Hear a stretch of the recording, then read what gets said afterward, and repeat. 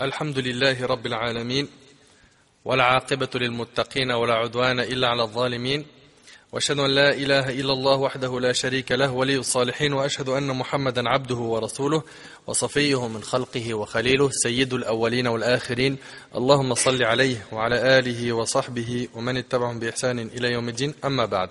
Mes frères et sœurs, on continue toujours notre série Aqidat Ahl Sunnah wal Jama'a, la croyance des gens de la Sunna et du consensus. On continue toujours le cinquième pilier de la foi.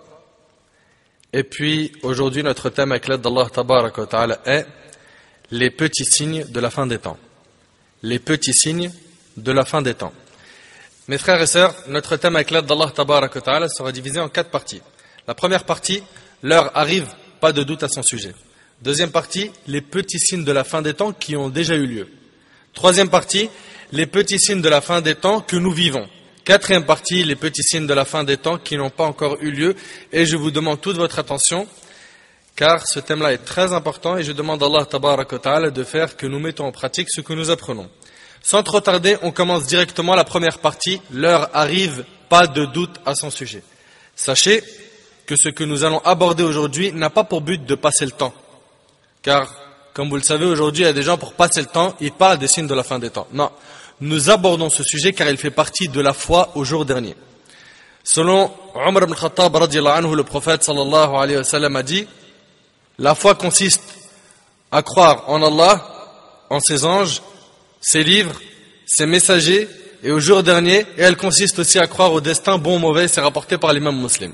Mes frères et sœurs, l'heure arrive, pas de doute à son sujet. Allah tabaraka wa ta'ala a dit dans Surat Al-Hajj, Surat 22, versets 6 et 7, ذَلِكَ بِأَنَّ اللَّهَ هُوَ الْحَقِّ وَأَنَّهُ يُحْيِي الْمَوْتَى وَأَنَّهُ عَلَى كُلِّ شَيْءٍ قَدِيرٌ وَأَنَّ السَّاعَةَ آتِيَةٌ لَا رَيْبَ فِيهَا وَأَنَّ اللَّهَ يَبْعَثُ مَنْ فِي الْقُبُورِ.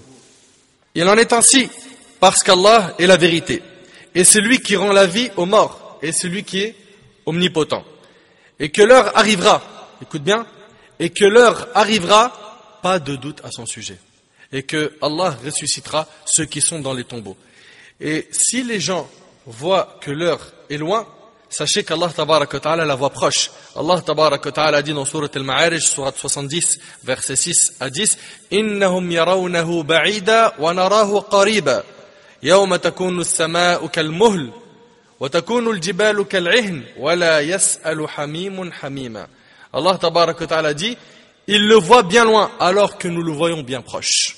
Le jour où le ciel sera comme du métal en fusion et les montagnes comme de la laine, où nul ami dévoué ne s'enquérera d'un ami. Et Allah tabaraka wa ta'ala dit dans Surat Al-Qamar, Surat 54 dans le premier verset, اقتربت الساعة وانشق القمر. L'heure approche et la lune s'est fendue. Ce miracle de la fente de la lune, on va le voir après, ça s'est produit à l'époque du prophète sallallahu alayhi wa sallam, de son vivant. Et Allah tabaraka wa ta'ala a dit dans Surat Al-Nahl, Surat 16, dans le premier verset, Ata amrullahi fala tasta'jiluhu, subhanahu wa ta'ala amma yushrikun. L'ordre ici c'est l'heure, d'accord? L'ordre d'Allah arrive, donc l'heure arrive. Ne le hâtez donc pas, gloire à lui, il est au-dessus de ce qu'on lui associe. Allah tabaraka wa ta'ala, en parlant de la proximité de l'heure, a utilisé le terme demain. Il a utilisé le terme demain pour montrer que c'est proche. Allah Azza wa Jalla a dit dans Surat Al-Hashr, Surat 59, verset 18, Ya ayyuhalladhina amanu taqullaha wal tanzur nafsum ma qaddamat lighad. Wattaqullah, inna Allaha khabirun bima ta'malun. Ô vous qui avez cru, craignez Allah, que chaque âme voit bien ce qu'elle a avancé pour demain. Et craignez Allah, car Allah est parfaitement connaisseur de ce que vous faites. Ce qu'il convient de remarquer, c'est que le restant de la durée du bas monde est minime par rapport à ce qui s'en est déjà écoulé. Clair? Ceci comme si l'on fixait un long terme à un personnage endetté et que par exemple le délai de remboursement était de 50 années. S'il s'écoule 45 années sur les 50, le terme échéant de l'acquittement de la dette est proche par rapport aux années qui se sont écoulées depuis la fixation de la date de remboursement, n'est-ce pas? Les nobles hadiths prophétiques ont fait allusion à cette réalité que nous venons d'éclaircir. Dans Sahih al-Bukhari et Muslim, il a été rapporté de Abdullah ibn Umar radiyallahu anhuma que le prophète sallallahu alayhi wa sallam a dit: votre terme par rapport aux communautés qui vécurent avant vous est comparable seulement au temps compris entre la prière du Asr et le coucher du soleil. Vous suivez? Et sachez que seul Allah tabaraka wa ta'ala connaît la date exacte de la fin du monde. Aucun ange, ni aucun prophète ne sait quand sera la fin du monde. Il n'y a qu'Allah Azza wa Jal qui a cette connaissance. Allah tabaraka wa ta'ala a dit dans Surat Al-A'raf, écoutez avec moi ces nombreux versets que je vais citer. Je commence par ce verset qui est dans Surat Al-A'raf, Surat 7, verset 187. Allah tabaraka wa ta'ala a dit يَسْأَلُونَكَ عَنِ السَّاعَةِ أَيَّانَ مُرْسَاهَا قُلْ إِنَّمَا عِلْمُهَا عِنْدَ رَبِّي لَا يُجَلِّيهَا لِوَقْتِهَا إِلَّا هُوَ ثقلت في السماوات والأرض لا تأتيكم إلا بغتة يسألونك كأنك حفي عنها قل إنما علمها عند الله ولكن أكثر الناس لا يعلمون. Allah tabaraka wa ta'ala dit, il t'interroge sur l'heure. Quand arrivera-t-elle? Dis, seul mon Seigneur en a connaissance. Lui seul la manifestera en son temps. Lourde elle sera dans les cieux et sur la terre et elle ne viendra à vous que soudainement. L'heure elle va venir soudainement. Il t'interroge, comme si tu étais averti. Dis, seul Allah en a connaissance, mais beaucoup de gens ne savent pas. Et Allah tabaraka wa ta'ala dit dans Surat Al-Ahzab, Surat 33, verset 63, يَسْأَلُكَ النَّاسُ عَنِ السَّاعَةِ قُلْ إِنَّمَا عِلْمُهَا عِنْدَ اللَّهِ وَمَا يُدْرِيكَ لَعَلَّ السَّاعَةَ تَكُونُ قَرِيبًا. Les gens t'interrogent au sujet de l'heure. Ici, bien sûr, le discours il est adressé à qui? Au prophète, alayhi salam. Les gens t'interrogent au sujet de l'heure. Dis, sa connaissance est exclusive à Allah. Quand sais-tu? Il se peut que l'heure soit proche. Et Allah tabaraka wa ta'ala dit dans Surat Al-Nazi'at, Surat 79, versets 42 à 45, يَسْأَلُونَكَ عَنِ السَّاعَةِ أَيَّانَ مُرْسَاهَا فِيمَا أَنْتَ مِنْ ذِكْرَاهَا إِلَى رَبِّكَ مُنْتَهَاهَا إِنَّمَا أَنْتَ مُنْذِرٌ مَنْ يَخْشَاهَا كَأَنَّهُمْ يَوْمَ يَرَوْنَهَا لَمْ يَلْبَثُوا إِلَّا عَشِيَّةً أَوْ ضُحَاهَا. Ici Allah subhanahu wa ta'ala il dit, il t'interroge au sujet de l'heure. Quand va-t-elle jeter l'encre? Quelle science en as-tu pour le leur dire? Dit Allah subhanahu wa ta'ala. Son terme n'est connu que de ton Seigneur. Bon, c'est clair. Il n'y a qu'Allah tabaraka wa ta'ala qui sait quand aura lieu la fin du monde. Son terme n'est connu que de ton Seigneur. Tu n'es que l'avertisseur de celui qui la redoute. Le jour où ils la verront, il leur semblera n'avoir demeuré qu'un soir ou un matin. Allahu Akbar. Et d'après Omar ibn Khattab radiyallahu anhu, un homme dit au prophète sallallahu alayhi wa sallam, informe-moi sur l'heure de la résurrection. Cet homme c'était qui? Ici dans le hadith c'était Jibril alayhi salam, qui était venu sous forme humaine. Celui qui est interrogé n'en sait pas plus sur elle que celui qui l'interroge. Ça c'est ce qu'a répondu le prophète. Le hadith il est rapporté par Muslim. De ce hadith on voit que la meilleure créature qui a existé sur terre ne connaissait pas la date du jour du jugement. Et d'ailleurs l'ange Jibril, le chef des anges lui-même, ne connaît pas la date du jour du jugement. Donc que personne vienne nous dire la fin du monde sera à telle date. D'accord? Buraïda radiyallahu anhu a rapporté avoir entendu le messager d'Allah alayhi salatu wa sallam dire 5 choses ne sont connues que d'Allah. La connaissance de l'heure est auprès d'Allah. Ça c'est 1. 2. Et c'est lui qui fait tomber la pluie salvatrice. 3. Et il sait ce qu'il y a dans les matrices. Avant même qu'il soit dans le ventre de la mère, Allah subhanahu wa ta'ala sait si c'est une fille ou un garçon. Allah azza wa jalla a la connaissance parfaite de toutes choses. 4. Et personne ne sait ce qu'il acquérera demain. Par contre, Allah subhanahu wa ta'ala le sait. 5. Et personne ne sait dans quelle terre il mourra.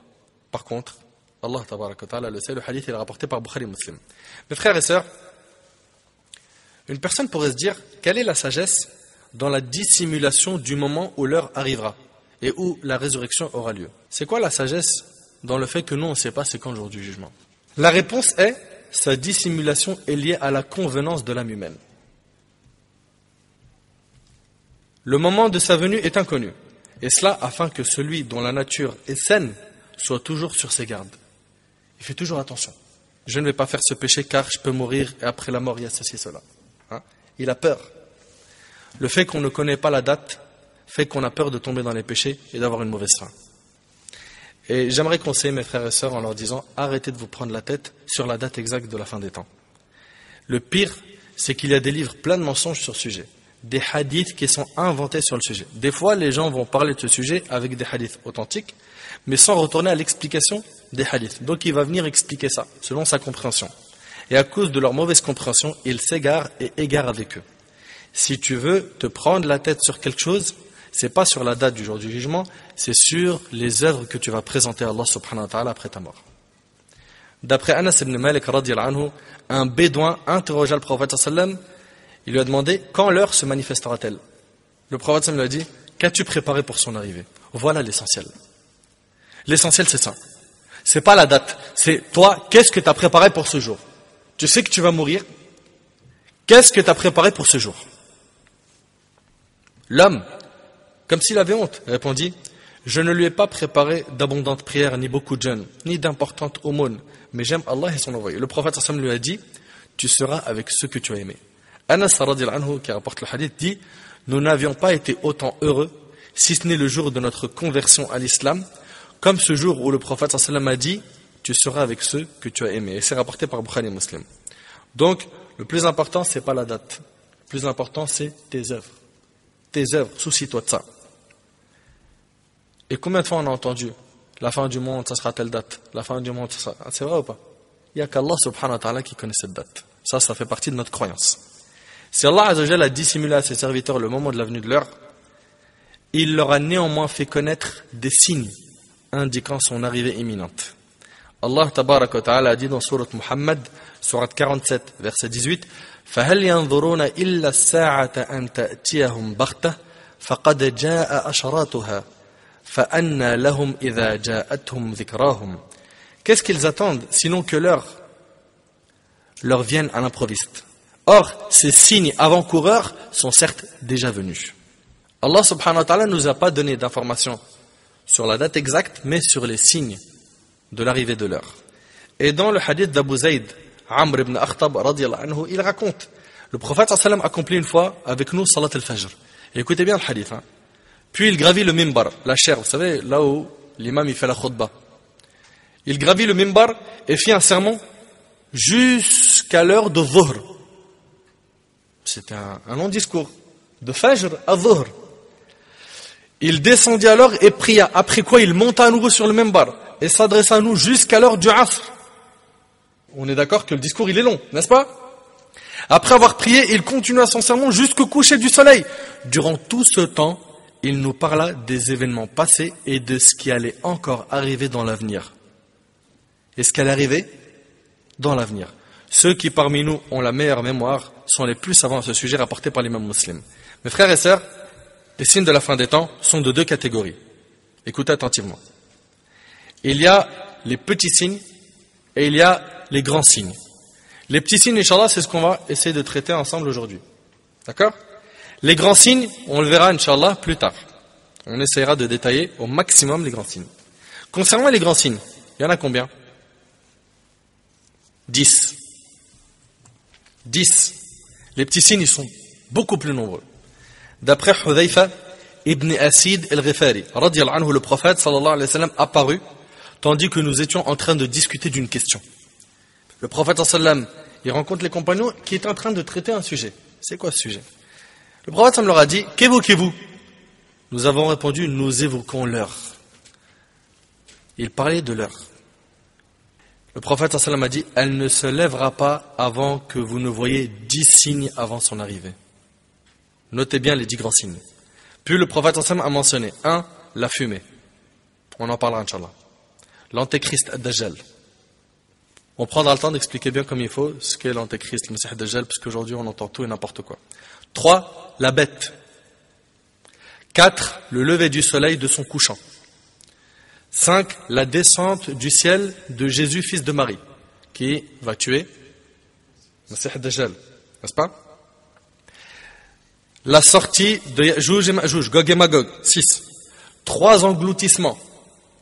Un en Orient, un autre en Occident et un troisième dans la péninsule arabique.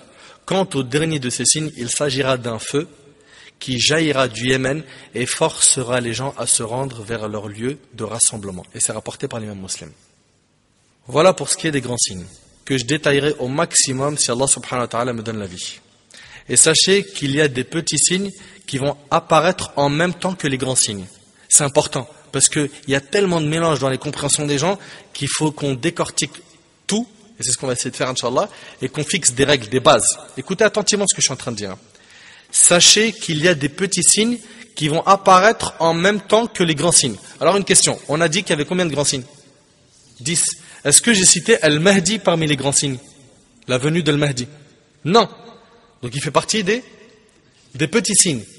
Mais vous le savez que Mahdi alayhi salam, il va diriger la prière en tant qu'imam et derrière lui, il y aura le prophète Isa alayhi salam.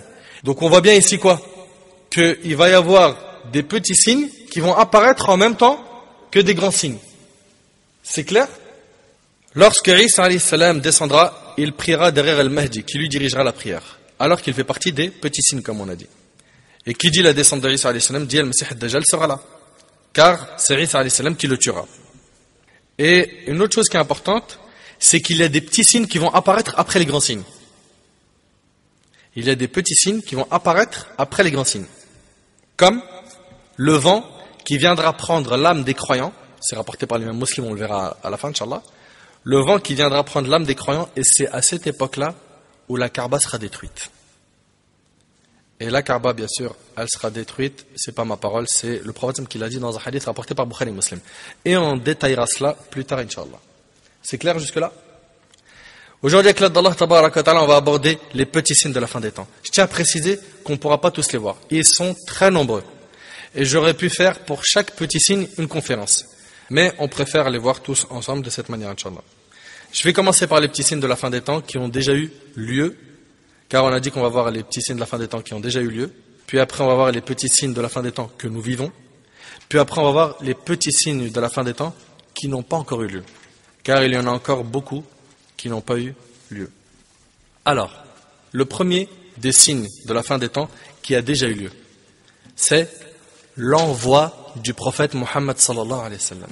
L'envoi du prophète Muhammad alayhi salatu wa sallam. D'après Sahl, radiyallahu anhu, le messager d'Allah alayhi salatu wa sallam a dit: moi et l'heure, écoutez attentivement, moi et l'heure avons été envoyés comme ses deux doigts. Il a montré, étendu son index et son majeur en les joignant. D'accord? Et c'est rapporté par l'imam al-Bukhari Muslim. Écoutez bien, le prophète me dit: moi et l'heure avons été envoyés comme ses deux doigts. Alors, qu'est-ce qu'on comprend? On comprend que, en fait, si nous considérons que la longueur du majeur correspond à la durée totale de l'existence, ce qu'il reste au moment de l'envoi du prophète sallallahu alayhi wa sallam correspond à la courte longueur du majeur dépassant l'index. C'est ça en fait qui reste. Et ce qui s'est déjà écoulé de l'existence correspond à celle de l'index. Je ne sais pas si c'est clair.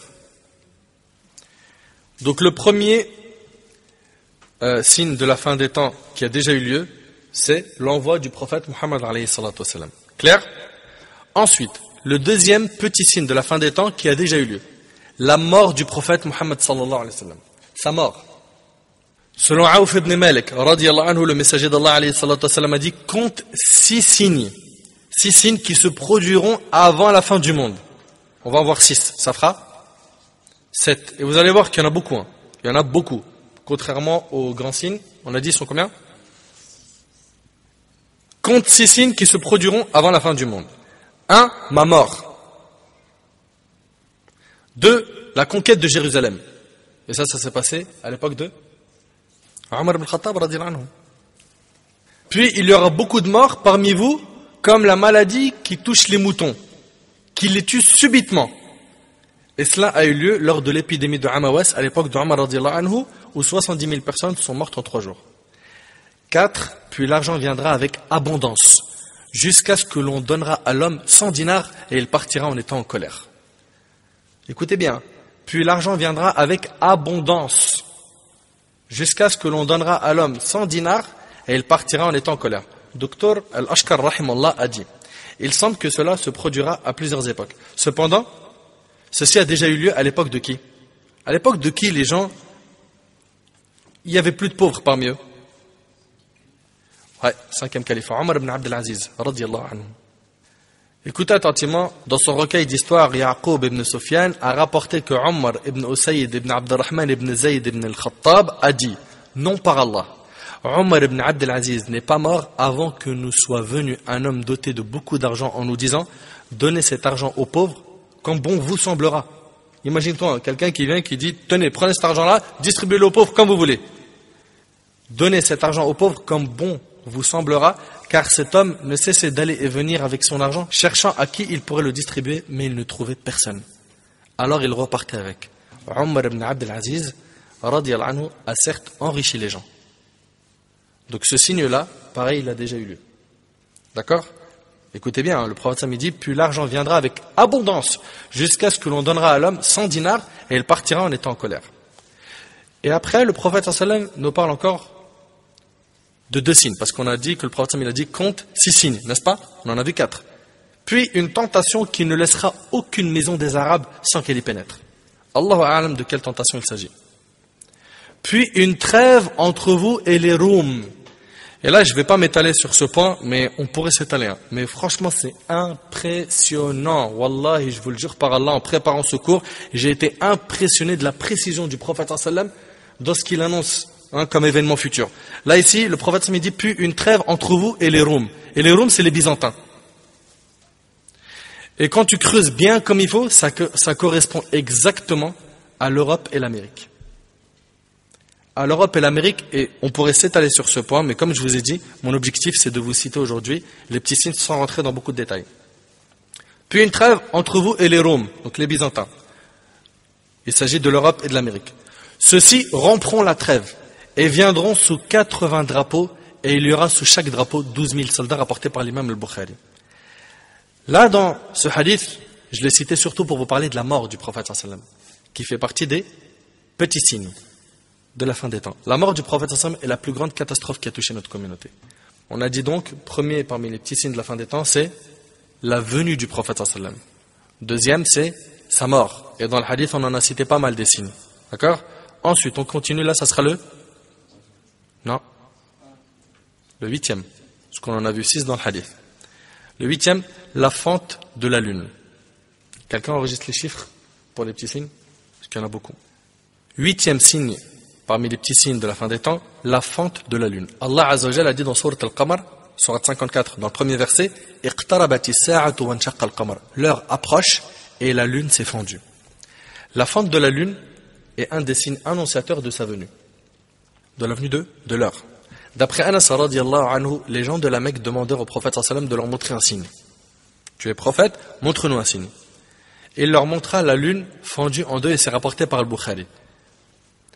Et d'après Ibn Mas'ud radiyallahu anhu, la lune se fendit en 2 parties à l'époque du prophète sallam.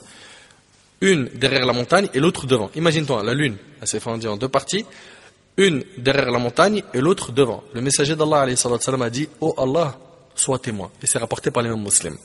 Et dans une version, le prophète m'a dit, soyez témoins. Vous voulez un signe? Regardez, soyez témoins. Et avec cela, ils n'ont pas cru en lui. Ils ont plutôt dit une magie persistante. Ensuite, 9e petit signe de la fin des temps qui a déjà eu lieu, le combat entre 2 armées musulmanes. Le combat entre 2 armées musulmanes. D'après Abu Hurayra radiyallahu anhu, le prophète m'a dit, la fin du monde ne viendra pas tant que 2 grands groupes ne se combattent, les 2 proclament la même chose, yani la même religion. Et c'est rapporté par le Bukhari. Ça, est-ce que ça s'est produit? Et si oui, de quoi il s'agit? Il s'agit ici de la bataille de Siffin. Cette bataille sanglante qui a eu lieu entre Ali radiyallahu anhu et Muawiyah radiyallahu anhu wa radiyallahu an jami' as-sahaba. Et on aime tous les compagnons. C'est un petit malentendu qu'il y a eu entre eux et on les respecte les 2. D'accord? Et on ne critique pas Muawiyah comme certains. Et Muawiyah, c'est la porte. Celui qui commence à critiquer Muawiyah, il va se retrouver à critiquer d'autres compagnons. On respecte tous les compagnons et on interdit à un musulman de critiquer un compagnon. C'est un malentendu qu'il y a eu entre eux. Cette bataille elle a eu lieu en l'an 36 de l'Hégire, 4 ans avant la mort de Ali ibn Abi Talib. Ali radiyallahu anhu avait une armée de 120 000 personnes et Muawiyah de 90 000 personnes. Et il y a eu des centaines et des milliers de morts. Radiyallahu anhum ajma'in. Donc le prophète il en parle. Il en parle. Il dit le combat entre 2 armées musulmanes. Il dit, c'est alayhi salatu wassalam, la fin du monde ne viendra pas tant que 2 groupes ne se combattent, les 2 proclamant la même chose, yani la même religion. Et ça s'est produit. Ensuite, on en a aussi numéro 10. Le jaillissement d'un feu sur le sol du Hijaz. Abu Hurayra radiyallahu anhu a rapporté que le messager d'Allah alayhi salatu wassalam a dit, l'heure ne se lèvera pas avant que ne jaillisse un feu du sol du Hijaz. Le sol du Hijaz, c'est la Mecque et Médine et ce qui les entoure. Ça, c'est ce qui est cité dans Mirqat al-Mafatih. Et regarde ce qu'il dit le prophète sallam. La suite, dont la lumière, donc il parle ici du feu, on reconnecte, l'heure ne se lèvera pas avant que ne jaillisse un feu du sol du Hijaz dont la lumière éclairera les coups des chameaux de Bosra. Rapporté par Bukhari Muslim. L'heure ne se lèvera pas avant que ne jaillisse un feu du sol du Hijaz. Donc il y a un feu, le prophète nous annonce, qui va sortir du sol du Hijaz, donc de la Mecque, Médine et ses alentours. Et dont sa lumière va éclairer les coups des chameaux de Bosra. Bosra est une ville connue de la région de Shem, en Syrie. D'accord? Donc le prophète nous annonce qu'il y a un feu qui va jaillir à Mecque et Médine et ses alentours, et qui sera vu où? À Bosra en Syrie. Ce signe dont le futur avènement fut annoncé par le prophète sallam est reconnu véridique. Il s'est produit exactement comme le prophète sallam l'a annoncé. Cet immense feu a été déclaré en l'an 654 de l'Hégire. En l'an 654 de l'Hégire. Le très grand savant et historien Al-Hafiz ibn Kathir, rahimahullah, l'élève d'Ibn Taymiyyah, rahimahullah, a évoqué cet événement parmi ceux de l'année 654 de l'Hégire. Au sujet de ce feu, il a dit, parmi ces événements, il y a le jaillissement d'un feu du sol du Hijaz qui, par sa lumière, a éclairé les coups des chameaux de Bosra, comme cela a été rapporté par Al-Bukhari et Muslim. Et l'imam Al-Qurtubi, rahimahullah, a dit dans son livre At-Tafkira que cela a commencé par un séisme qui a eu lieu la nuit. Puis il dit que ce feu a duré plusieurs jours et n'a laissé aucune montagne sans la réduire en poussière. Allahu Akbar. Il s'agit d'un immense feu. Le prophète en parlait plusieurs siècles avant. Et ce feu se voyait à Bosra, du Shem, en Syrie. D'ailleurs, il y a de nombreux témoignages de gens qui l'ont vu du Shem. Ça, c'est concernant les petits signes de la fin des temps qui ont déjà eu lieu.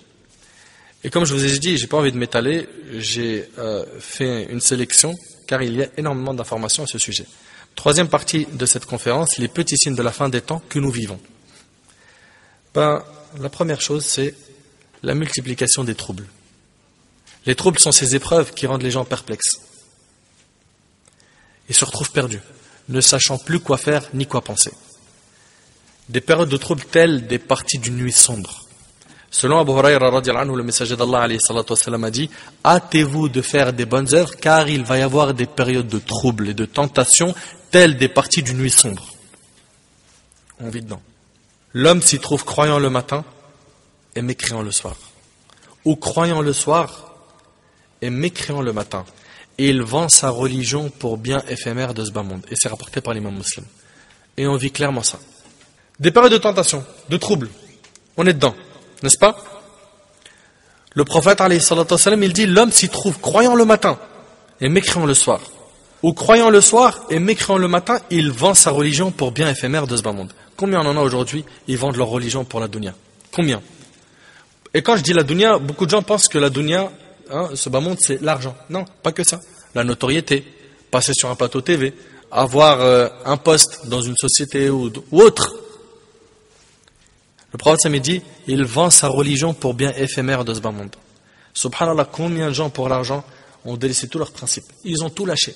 L'islam, il le vend pour un vil bas monde. Dans le hadith de Amr ibn Auf al-Ansari radiyallahu anhu, le prophète me dit, par Allah, il jure, par Allah, ce n'est pas la pauvreté que je crains désormais pour vous. Il n'a pas peur pour nous de la pauvreté. Mais de quoi?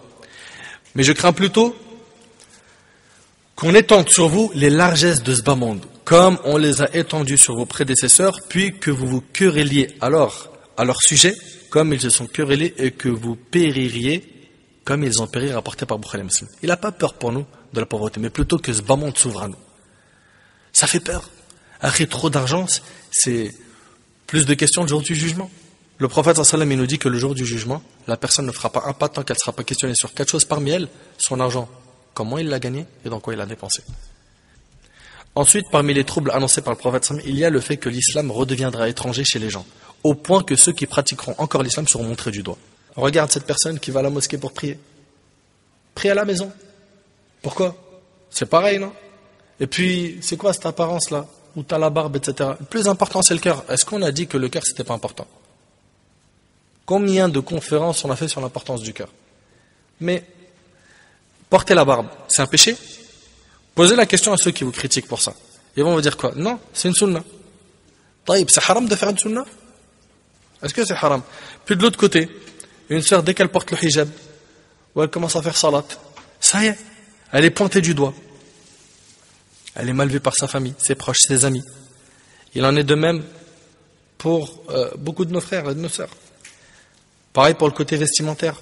Dès que la personne commence à être un peu plus pudique, que ce soit un frère ou une sœur, ça y est, c'est des critiques qui fusent dans tous les sens. Aujourd'hui, celui ou celles qui sont réellement attachés à leur dîn se sentent étrangers. Ils se sentent étrangers. Notre prophète nous a parlé de cela. Abu Hurayra radiyallahu anhu rapporte que le prophète sallallahu alayhi wa sallam a dit, à ses débuts, l'islam était étranger. Et c'est ainsi qu'il redeviendra un jour, autant qu'à ses débuts. Touba. Et dans les commentaires, Touba c'est une bonne nouvelle. Bonne nouvelle est annoncée à qui? Aux étrangers. Et c'est rapporté par l'imam muslim. Taïb. Le prophète dit, bonne nouvelle aux étrangers. Dans la version de l'imam Ahmad, par le biais d'Abdullah ibn Amr ibn al-As, radiyallahu anhuma, on demandait au prophète sallallahu alayhi wa sallam, qui sont ces étrangers? Il répondit, sallallahu alayhi wa sallam, ceux qui s'attacheront au din, à la religion, à la vertu, lorsque les gens seront corrompus. Eux, il y a une bonne nouvelle qui les attend. Et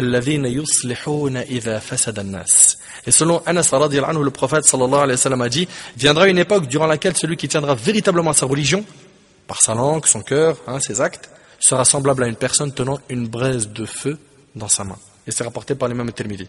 Et franchement, on le ressent quand même. Tu dis aux gens que tu manges halal, ça y est, c'est des débats et des polémiques. Tu veux prier le vendredi, tu sens que tu tiens une braise de feu dans ta main. C'est compliqué, avec le boulot, les responsabilités que tu as, etc. La sœur, avec son hijab, la prière, etc., etc., etc.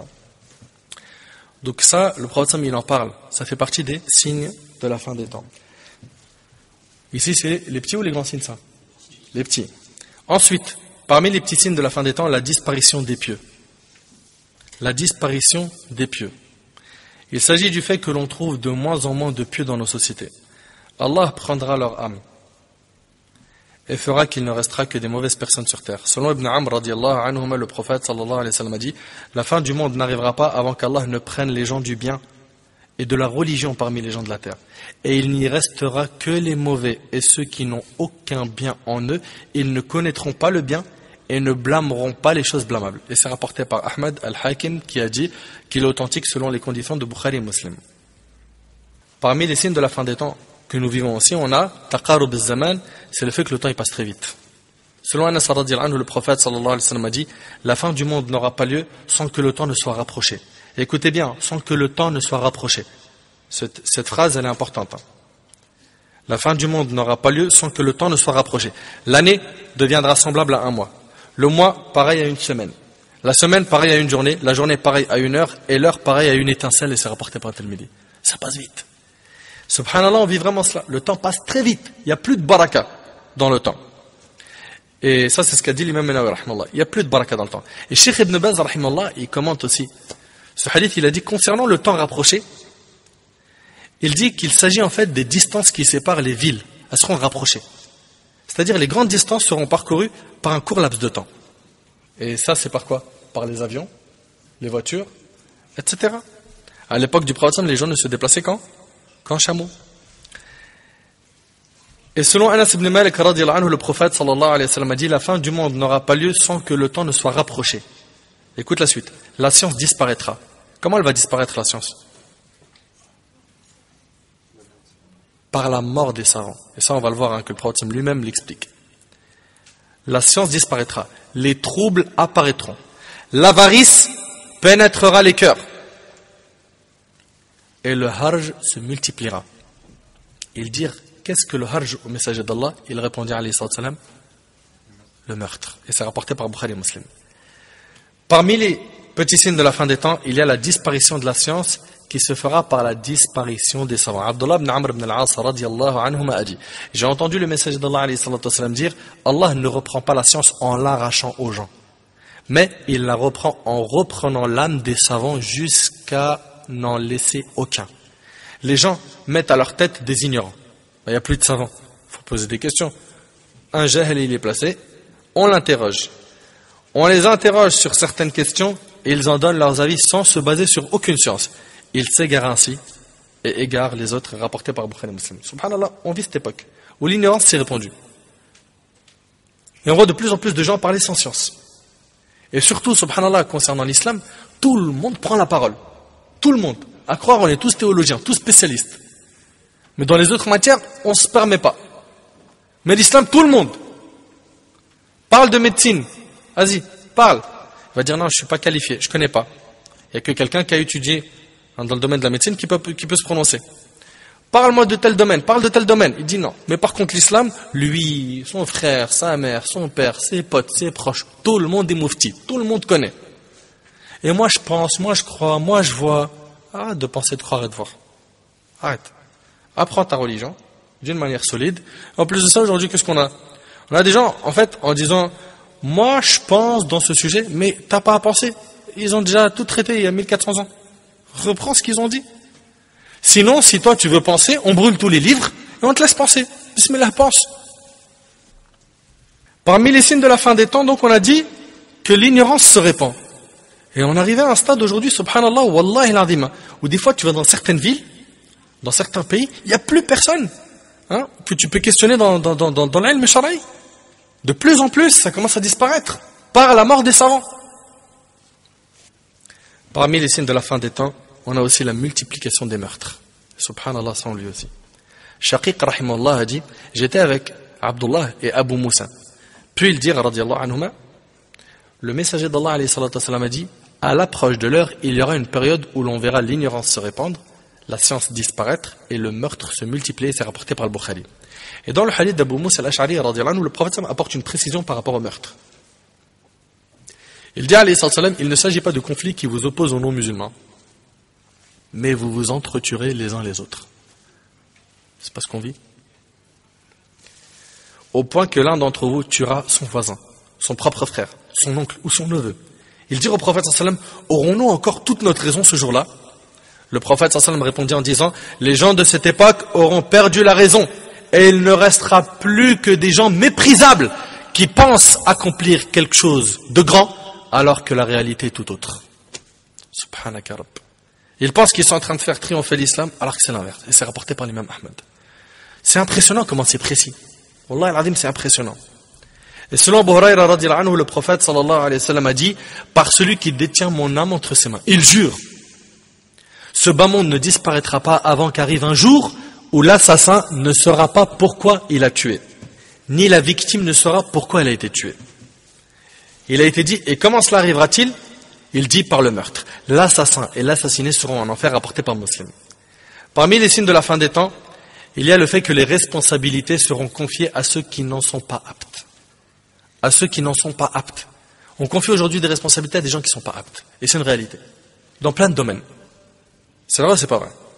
Selon Abu Hurayra radiyallahu anhu, un bédouin se présenta au messager d'Allah alayhi salatu wassalam, alors qu'il était en train de s'adresser à des gens. Le bédouin dit au messager d'Allah, quand l'heure se manifestera-t-elle? Le prophète continua son discours sans répondre au bédouin. Lorsque le prophète termina son discours, il dit, où est celui qui a interrogé sur l'heure? Le bédouin dit, me voici au messager d'Allah. Le prophète sallallahu alayhi wa sallam a dit, lorsque le dépôt, al-aman, ne sera plus respecté, alors attends l'arrivée du jour du jugement. Le bédouin reprit en disant, et comment le dépôt ne sera plus respecté au messager d'Allah? Le prophète alayhi salatu wassalam a dit, si la responsabilité d'une chose est confiée à celui qui n'en est pas apte, attends-toi donc à l'arrivée de l'heure, rapportée par l'imam al-Bukhari. Wallah al-Azim, c'est impressionnant et en même temps ça fait peur. Franchement, ça fait peur. Si la responsabilité d'une chose est confiée à celui qui n'en est pas apte, aujourd'hui on en a trop, des gens qui ne sont pas aptes à prendre des responsabilités, qui les prennent et qui sont dans le devant de la scène.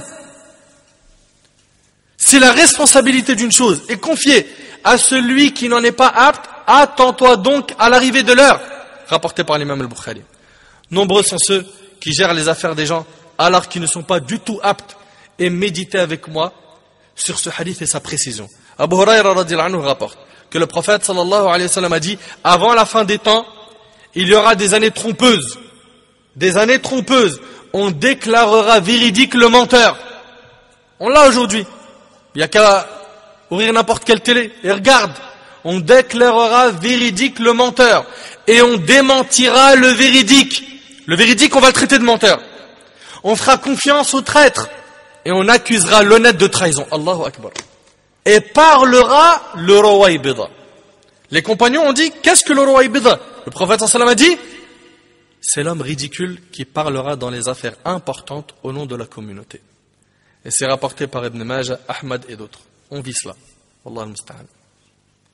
Et parlera le Ruwaybida. Combien de Ruwaybida prennent la parole aujourd'hui? Ils sont nombreux. L'homme ridicule qui parlera dans les affaires importantes au nom de la communauté. Il y a 1400 ans, il a prononcé tout cela. C'est quand même impressionnant. Et selon Abu Hurayra radiyallahu anhu, le prophète sallallahu alayhi wa sallam a dit, il n'y aura presque plus personne qui restituera le dépôt. Au point que l'on dira, et il y a dans la tribu d'un tel un homme digne de confiance. Au point où l'on dira de l'homme, comme il est fin d'esprit, comme il est doué de bon sens, alors que dans son cœur, il n'y a pas le poids d'une graine de moutarde de foi rapportée par l'imam Muslim. Et le prophète sallallahu alayhi wa sallam dans le hadith d'Abu Hurayra radiyallahu anhu a dit, rends les dépôts à leurs endroits et ne trahis pas celui qui te trahit, rapporté par Abu Daoud. Ici on a parlé des dépôts et des gens qui ont des responsabilités alors qu'ils ne sont pas aptes à les prendre. Parmi les signes de la fin des temps, il y a aussi l'appel mutuel des communautés afin de combattre les musulmans. Écoutez bien. Il y a l'appel mutuel des communautés afin de combattre les musulmans. Selon Thawban, radiyallahu anhu, le prophète sallallahu alayhi wa sallam a dit, les peuples se rassembleront contre vous comme les gens se rassemblent autour de la nourriture. Un repas. Regarde, subhanallah, comment c'est précis. Les peuples se rassembleront contre vous comme les gens se rassemblent autour de la nourriture. Quelqu'un dit, écoute bien, serons-nous peu nombreux à cette époque? À cette époque-là, ya Rasulallah, on ne sera pas beaucoup? Le prophète sallallahu alayhi wa sallam a dit non. Vous serez très nombreux à cette époque, mais vous serez comme les écumes du torrent. Et Allah enlèvera des cœurs de vos ennemis votre crainte. Ils n'auront pas peur de vous. Et il mettra dans vos cœurs al-wahn. Quelqu'un a dit, oh messager d'Allah, qu'est-ce que al-wahn? Le prophète sallallahu alayhi wa sallam a dit, l'amour de ce monde et la répulsion de la mort. Rapporté par Ahmed. Parmi les signes de la fin des temps, il y a aussi le fait que les gens ne salueront que ceux qu'ils connaissent. C'est impressionnant. Hein? Même dans un cercle, tu es avec plusieurs frères, tu as un frère qui vient, tu en connais qu'un du groupe, il lui serre la main à lui et il part. Et les autres, c'est quoi? Pourquoi tu ne leur serres pas la main? Pourquoi tu ne les salues pas? D'après Abdullah ibn Mas'ud radiyallahu anhu, le messager d'Allah alayhi salatu wa sallam a dit, avant l'heure, les gens ne salueront que ceux qu'ils connaissent. Et le commerce se propagera. On est dedans. Jusqu'à ce que la femme participe avec son mari au commerce. On est dedans. Se répandra la rupture des liens de parenté. Mais ça aujourd'hui, regarde un petit peu dans nos familles, va pas loin. Dans nos familles, l'oncle qui ne parle pas à ta tante, à sa sœur, etc. Des guéguerres pour rien, hein. Et la plupart du temps d'ailleurs c'est pour de la futilité. Ou bien pour l'héritage, il a pris mon droit, ceci, cela, il m'a mal parlé, il n'est pas venu pour tel événement heureux ou triste que j'ai eu, etc., etc., etc. Se répandra la rupture des liens de parenté, le faux témoignage, la dissimulation du témoignage véridique. On est dedans ou pas ça? La dissimulation du témoignage véridique, c'est-à-dire même celui qui a un vrai témoignage à apporter, il ne le donne pas. Et l'apparition du qalam, la plume. Et le hadith il est rapporté par l'imam Ahmed. L'apparition de la plume signifie, et Allah tabarak wa ta'ala est le plus savant, l'apparition de l'écriture et sa propagation. Et aujourd'hui, l'écriture s'est énormément propagée. On a énormément de livres dans les 4 coins du monde. Tout ce que le prophète sallallahu alayhi wa sallam nous a annoncé s'est réalisé. Ces faits sont très manifestes à notre époque. Ils sont fréquents, tant dans la régularité que dans l'augmentation. Et qu'Allah tabarak wa ta'ala vienne à notre secours. Parmi les signes de la fin des temps, il y a aussi l'augmentation du nombre des femmes et la diminution du nombre des hommes. Anas ibn Malik radiyallahu anhu a dit, j'ai entendu le messager d'Allah alayhi salatu wa sallam dire, parmi les signes avant-coureurs de l'heure, il y a la disparition de la science. Ça c'est dû à quoi? La disparition des savants. L'apparition de l'ignorance. On l'a vu aussi. La propagation de la fornication. Hein, il y a même des boutiques pour ça, des sites, des trucs. C'est... De la consommation de l'alcool. Elle se fait de manière ouverte. Et il y aura une quantité faible d'hommes. Et pourquoi ici le prophète Sami dit il y aura une quantité faible d'hommes? Qui sait? Et un grand nombre de femmes.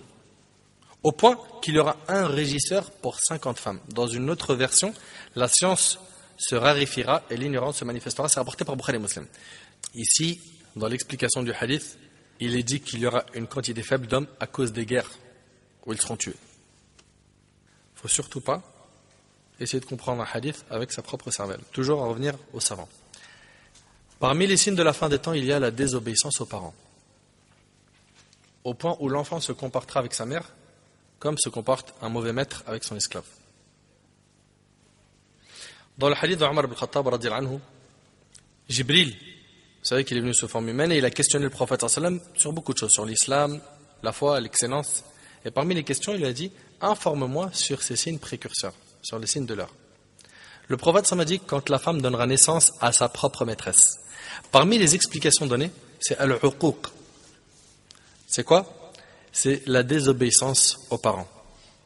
Le mauvais comportement vers les parents. Et comme vous le savez, c'est un péché qui est très grave.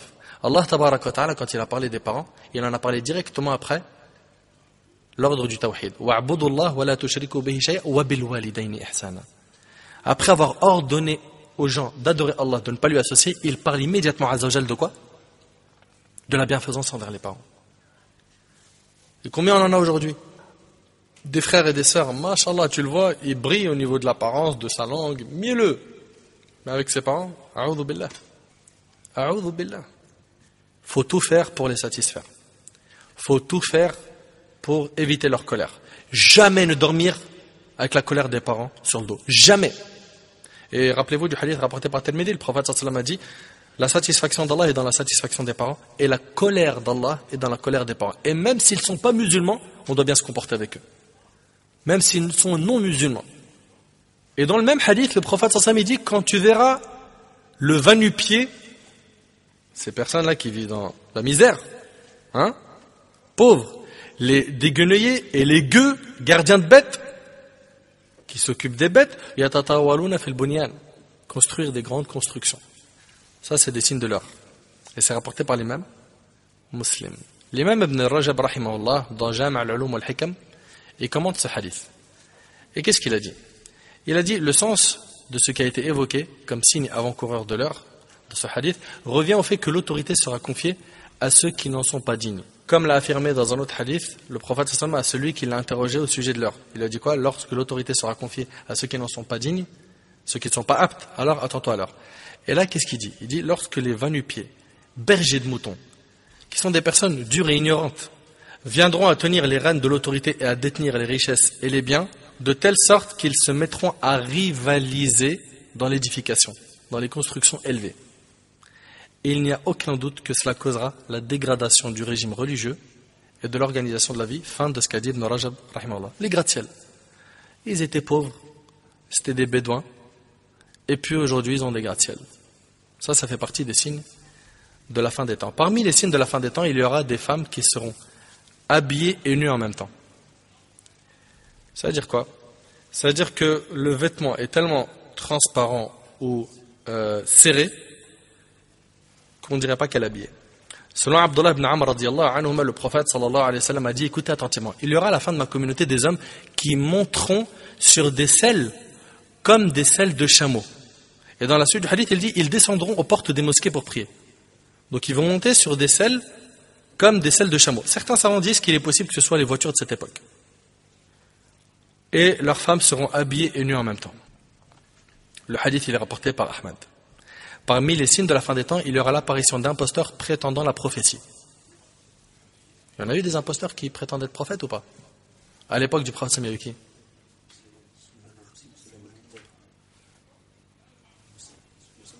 Moussaïlama, barakallahu fik. D'après Abu Hurayra radiyallahu anhu, le prophète sallallahu alayhi wa sallam a dit, l'heure ne se lèvera pas avant que ne se manifestent environ 30 imposteurs. Très grands menteurs, prétendant chacun être le messager d'Allah rapporté par Bukhari et Muslim. C'est précis, subhanallah, chaque fois c'est précis. Un grand nombre de ces grands menteurs-là s'est déjà manifesté dans le passé. À l'époque des compagnons, il y a eu Moussaïlama, le grand menteur. Il y a eu aussi Al-Aswad Al-Ansi. Il y a eu aussi Sajjah El-Kahina. Ça c'était à l'époque des compagnons. À l'époque de la génération qui suit les compagnons, celle des Tabi'in, il y a eu Mukhtar al-Thaqafi, qui a prétendu être prophète. Puis, il y a plus d'un siècle, oui, il y a eu Hussein ibn Ali ibn al-Mirza Abbas, en Iran, qui a prétendu être prophète. Il a été surnommé Baha'ullahi et ses adeptes. Et le dernier, duquel nous avons entendu se prétendre au prophète, est Mahmoud Muhammad Taha, le Soudanais, qui a égaré bon nombre de gens par ses écrits et ses articles. Parmi les signes de la fin des temps, il y a aussi l'ornement des mosquées et le fait de s'en vanter. De la déco à fond dans les mosquées, s'en vanter. Et qu'est-ce qu'on a ça aujourd'hui? Franchement, c'est impressionnant. Tu vois des présidents de mosquées te disent, t'as vu notre mosquée, mashallah, elle est meilleure que l'autre. Celle-là, nous, elle a un minaret. T'as vu la lumière, comment elle rentre? De manière naturelle. Regarde l'autre. C'est quoi ça? Ils vendent de leur mosquée. D'après Anas ibn Malik, le messager d'Allah a dit, parmi les signes avant-coureurs de l'heure, les gens se vanteront entre eux sur leur mosquée. C'est rapporté par Abu Daoud, Ahmad et d'autres.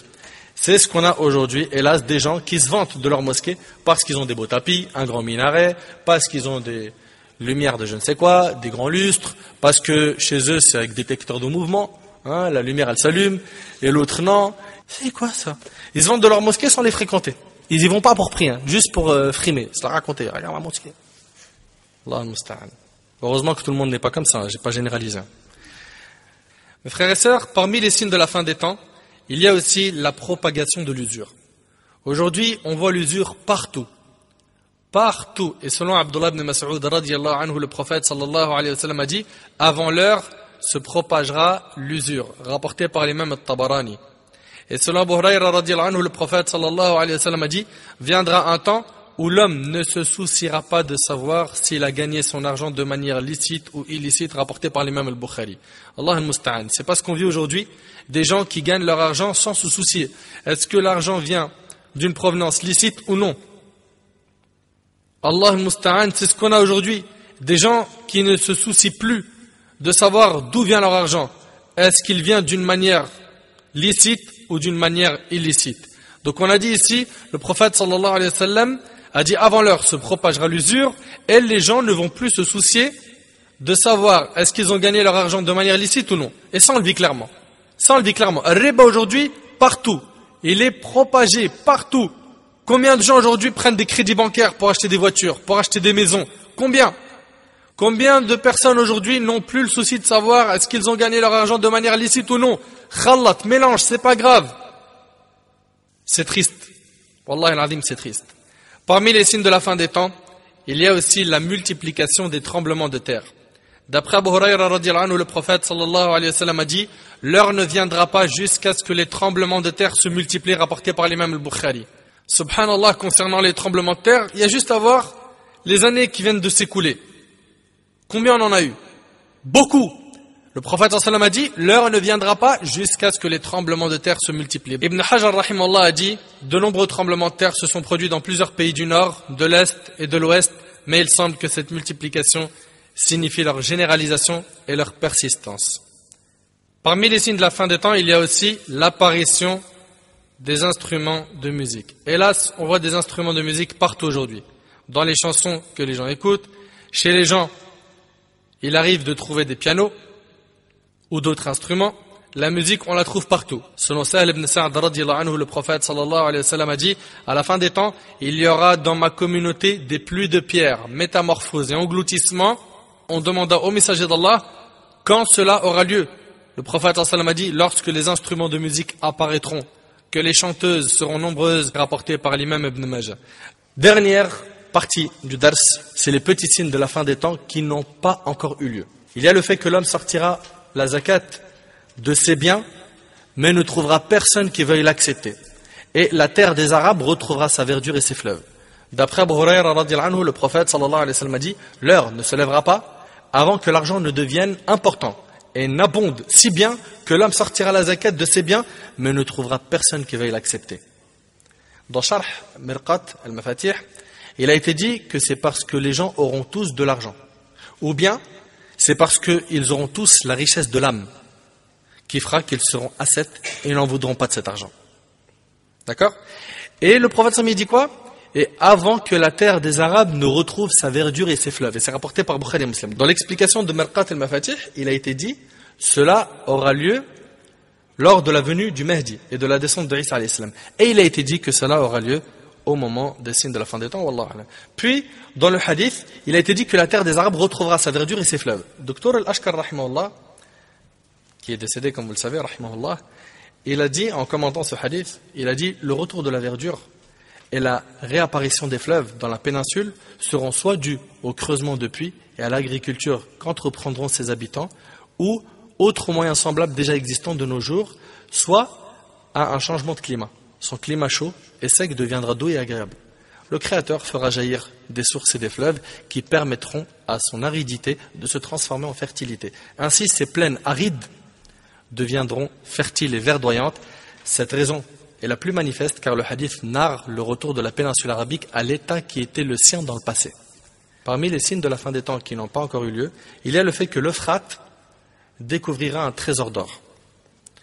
D'après Abu Huraira radiyallahu anhu, le prophète sallallahu alayhi wa sallam a dit bientôt l'Euphrate, c'est un fleuve d'Asie qui fait 2780 km de long. Écoutez bien, bientôt l'Euphrate laissera apparaître un trésor en or, que celui qui sera présent à ce moment-là n'en prenne rien. Et c'est rapporté par Bukhari Muslim. Que celui qui est présent, qui prenne rien de ce trésor. Tiens. Vous le savez que quand on expose un hadith, il nous faut rassembler tous les hadiths du sujet pour avoir une bonne vision du sujet. Et selon Abu Huraira radiyallahu anhu, le prophète sallallahu alayhi wa sallam a dit, l'heure ne se lèvera pas avant que l'Euphrate ne découvre une montagne d'or, et pour laquelle les gens s'entretueront. Sur 100 personnes, 99 seront tuées. Chacune d'entre elles dira, peut-être serai-je celui qui y survivra. Ça veut dire quoi ça, celui qui survivra? Dans Sharh al-Mirqat, il est dit que cette personne-là espérera gagner ce trésor. Et c'est rapporté par l'imam Muslim. L'Euphrate découvrira cette montagne d'or lorsque son eau sera retirée, comme l'a affirmé l'imam al-Nawawi dans Sharh Sahih Muslim. Dr Al-Ashkar rahimahullah a dit, l'apparition de cette montagne d'or où ce trésor pourra être causé par le changement du cours de l'Euphrate. Cette montagne où ce trésor est enfoui sur terre et personne n'en sait rien, dès que le cours du fleuve changera de direction, pour une raison ou pour une autre, en passant tout près de cette montagne, alors l'Euphrate la fera découvrir. Mais Allah tabaraka wa ta'ala est le plus savant au sujet de la vérité. La raison pour laquelle le prophète a interdit à toute personne présente de s'en emparer, de s'emparer de cette montagne d'or, de sa richesse, c'est quoi? C'est ce qui résultera comme désordre, tuerie et écoulement de sang. Parce que le prophète, qu'est-ce qu'il a dit? Il a dit ici, dans le hadith, que celui qui sera présent à ce moment-là n'en prenne rien. Dans l'autre hadith, rappelez-vous, sur 100 personnes, 99 seront tuées. Chacune d'entre elles dira, peut-être serai-je celle qui survivra. La raison pour laquelle le prophète alayhi salatu wassalam a interdit à toute personne présente de s'en emparer revient à ce qui résultera comme désordre, tuerie et écoulement de sang. Parmi les signes de la fin des temps qui n'ont pas encore eu lieu, il y a l'apparition du Mahdi. Il y en a d'autres que je n'ai pas cités. J'ai fait exprès parce que je vous ai dit que je n'allais pas tout citer et j'allais plus m'étaler sur les grands signes. Parmi les signes qui ne sont pas encore arrivés, les petits signes de la fin des temps, je n'ai pas cité l'immensité des premiers croissants lunaires, les bêtes féroces et les corps inanimés qui s'adresseront à l'homme, oui, des bêtes qui s'adresseront aux humains. Je n'ai pas cité aussi le rejet par la terre de ces trésors cachés. Je n'ai pas parlé aussi du retranchement des musulmans à Médine. Je n'ai pas parlé aussi de la détention du pouvoir par Al-Jahjah. C'est pas le Dajjal. Je n'ai pas parlé aussi de la discorde des selles en tissu, la calamité de la prospérité, etc.